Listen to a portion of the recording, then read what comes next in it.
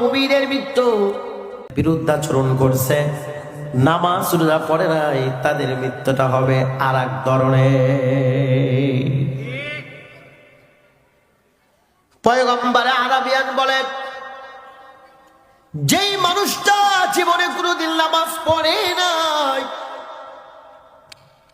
জীবনে কোনোদিন রোজা রাখে নাই, আল্লাহ এবং আল্লাহর রাসূল উলামায়ে কেরামের বিরুদ্ধাচরণ করছে, ইসলামের বিরুদ্ধে মাঝে মাঝে বক্তব্য দিছে, উল্টা পাল্লা অ্যাকশন নিছে, এই মানুষগুলোর মৃত্যুর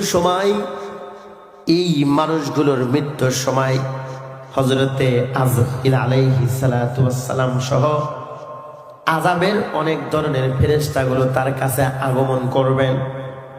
করার পরে আজরাইল আলাইহিস সালাতু ওয়াস সালামের বিভীষিকাময় চেহারা খান দেখার পরে আল্লাহর বান্দা থমকে যাবে, ভয়ে থরথর করে কাঁপতে থাকবে।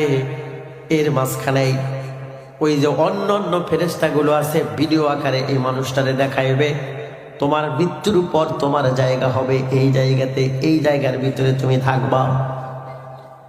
আযাব গজবের জিনিসগুলো দেখার পরে এই মানুষ চাইবে না আমার মৃত্যু হোক।